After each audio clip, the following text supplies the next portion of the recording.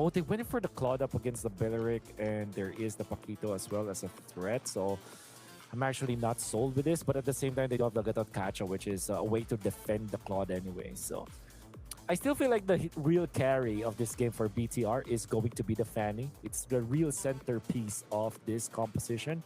And the Clawed is more like of a lane stabilizer where you correct your lanes with it. You whittle down the heroes of your opponents with your damage and the Blazing Duet. And there could be the Fanny to clean up everything afterwards.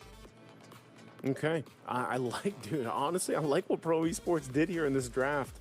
You know, they went with a lot of flex potential with the heroes that they picked up.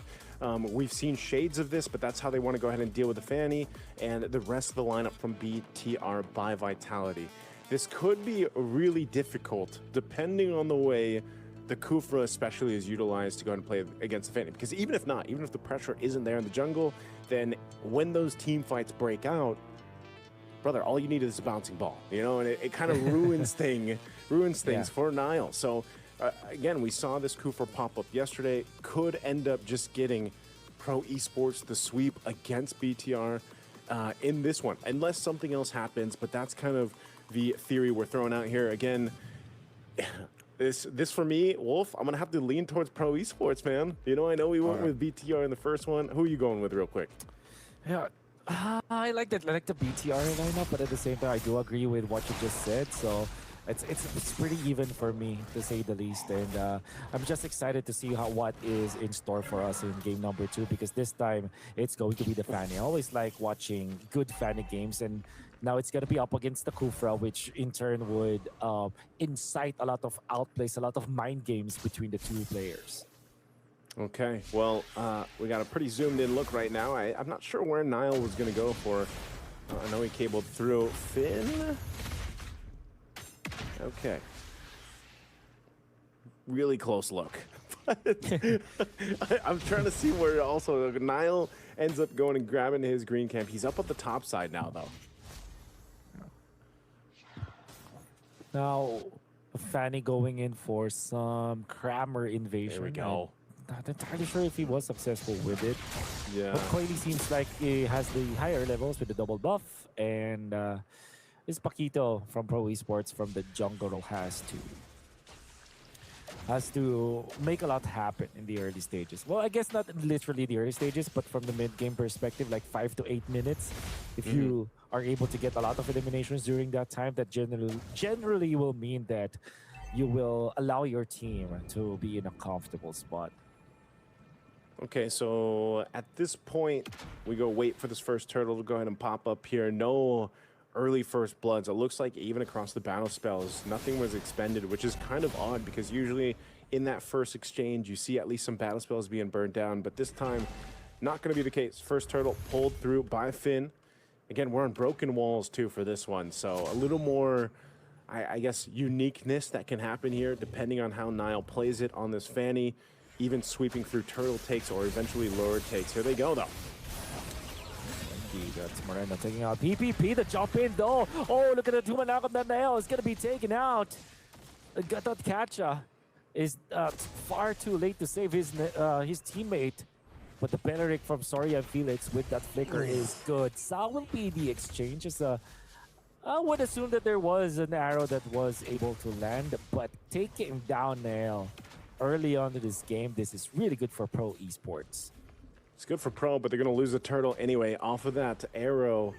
Again, that's why we talk about Moreno being a key playmaker here. Now they're in the jungle. In the jungle, going in for the kill once again. They want to go for PP. Is down. No bouncing ball. That's a good fight coming out from BTR. They needed the recovery for this. For this Fanny, and they were able to find it. But it's gonna take more from them if they want to get back into this game. Okay, so off of those first takes, BTR play into their strengths, man. Again, Nile being able to move around, the bouncing ball hasn't been too much of a problem to deal with. But again, I think a big part of this is just the arrows. I wish we always had an arrow counter. I wish that was possible someday when the Selena's like in play, just because sometimes, you know, they're being landed off cam too, and they are quite effective, not to mention the traps here. Taking a look at it quickly here for the emblems, pretty standard stuff across the board. Blade of Hepsi's already picked up, though, for Nile. And yeah, there's one thing that you can say about Pro Esports is this is going to take a little bit of time for them to come online. The Paquito, though, the Paquito in the jungle, for some teams it works. I feel like this is more of a 50-50 pick in the jungle. Oh, yeah, for sure. You have to master it. But at the same time, there are so many players that can make it possible. Rather than Dryad. In comes the damage coming out from Coily, and it's enough. They take out Nael once again. Sorry, and Felix will be the one to get the last hit, but you can see one Breath of the Dryad into the combo from the champ stance. It's enough. Now the counter play to knock up Kozen back away from the Zaman Force. Flicker committed. But the gold laner of Pro Esports, now they go on to P, who is unsuccessful taking down a trade down the bottom lane. And Kozen will not only utilize his flicker, he will also likely lose one of the cards here in the bottom lane. Yeah, he's going to lose this. Saw trying to alleviate some of the pressure here without that, but there's an arrow. He wasn't even aware that Moreno, the Maestro, was still there. And another arrow landing. That's 3 kills now for Moreno. Picking up his boots. He's got the arcane boots, got the glowing wand, but he's just on point right now with these arrows. Yeah.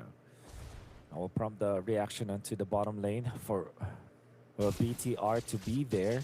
Kozen is a full level, in fact, behind his competition. A gold lane Claude. Oh, it's gonna be very tricky now for BTR. Now will secure one neutral objective. It's gonna be enough for them to a little bit of a leeway here in the early stages. However, Pro Esports, it seems like they are gonna be moving towards the bottom lane. PvP. Oh, gonna be using a Tyrant's Rage onto Finn, but Finn is very tanky. Yeah, I thought he was going to go for Emon. Really good response there from Finn to be there just in case. Again, both teams really wanting to protect their gold laners. Right now, too, Kozen hasn't died, but he's just dealt with so much pressure. Like you mentioned, he's down, you know, a whole level. He's going to have some time to catch up here. Meanwhile, Emon able to go ahead and farm up. So far, BTR has really just continued to play around their strengths. Nothing too fancy. It's just the way that they're moving around the map, and Pro Esports has been trying to stay equal to what BTR is doing here. So you still got a minute for this turtle to come up. It's going to be the last one of the game. So far, 2 for 2 going to BTR. And right now, Pro Esports might be in one of those positions where, you know, they have to wait for that first Lord. They should just probably give up this next turtle with the way things are going. They really got to allow things. Oh, and that's going to make it worse. Coily goes down on the top side of the map. Oh, quick takedown by by BTR, actually, with the Fanny now. Looking really good start for Dale. Even after those 2 vets from the Wrath of the Dryads was started by Soria. Felix is now recovered. Now to the bottom lane. PPP. No more bouncing ball means the Fanny can just go ham. Forcing them out. Gonna catch them with a jump, and in comes Finn as well. They do take him out with Dale. No, this guy, no bouncing ball anymore. PPP will not be able to outplay Nail. Nail is low though. He goes Coily with the retribution, and he will get the kill. But the stun and the taunt. Coily now in trouble. Mega kill for Moreno. Finn will eventually fall from the ticking damage of Sa, but that was BTR taking 2 important heroes from Pro Esports. They're not done. Moreno wants to take out Sa. Sa copies the Selena, but that is not going to be enough. He will just be able to copy 1 dash. And that's it. Pro Esports losing their members down the bottom lane. Yeah, what a messy fight for Pro Esports. Again, under their turret, started on the tier 1, got pushed back. BTR did a great job at juggling around that. That's going to go ahead and result them in 3 for 3 for the Turtles here. As Coily, it just seems like he's trying to do too much reach, too much range to deal with. Oh, on the turret. Under the turret they go. They will not be able to push now, BTR. This is Zaman Force, the entirety of Pro Esports, just utilizing all of their ults, just not all of their ults, but most of their ults just to defend the mid lane. On Zaman Force right now, Coily doesn't have the retribution too, so this could be a push Shogun. No help from his teammates, but he still will go to the backlines. Well, that actually allowed Nael to get some camps here in the jungle of Pro Esports. All the while that's happening, 2 pushes commenced. BTR cleaned up mid, and it was Eman to take out the turret in the bottom lane. A tier 2, in fact. The Ooh, the stun arrow. connects, actually. Oh no, What? Finn! That's Coily, actually. I think he dashed the back because of the knockout strike, and Moreno knew that that was going to happen, so he actually used the abyssal arrow towards the area of where Coily will retreat. Hey man, they call him the Maestro for a reason. These arrows, another lands. Okay, it's on P, but that's going to be a turret that's just about to go down. So it looks like there's going to be a little bit of a break here while I kind of get things situated. Looks like it might be on BTR side, but man, you can see it. You know, this is one of those instances where they can feel it. They've done everything right up to this point. They look like they're going to be able to go ahead and make it happen.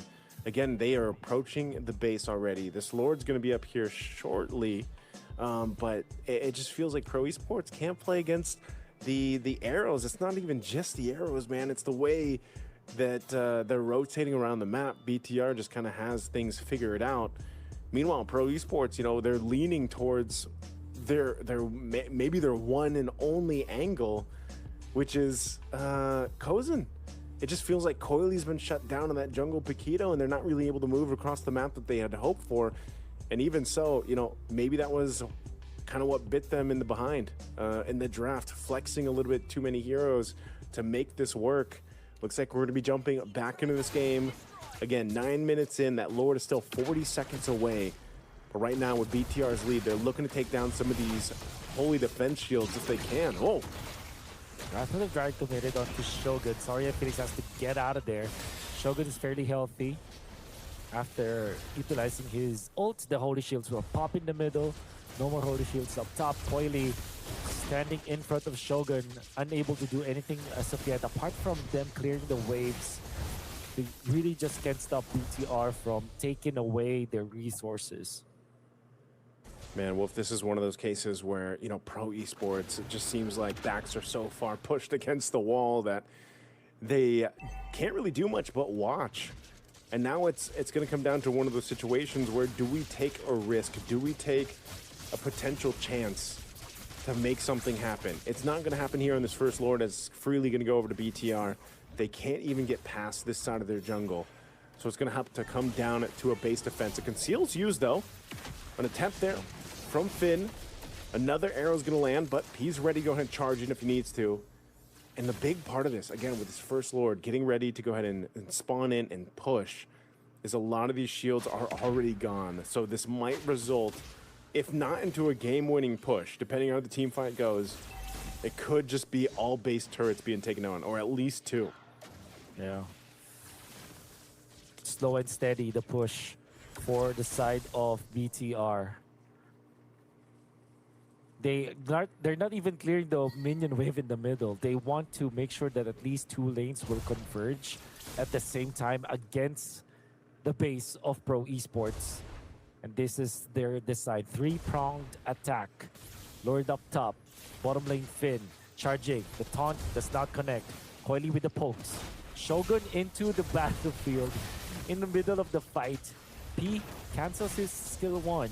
And the Lord pushing naturally up top. No engagements just yet. P still cancels his first skill. Shogun, in comes the gonna catch Alpha of the Guardian, does not catch anyone.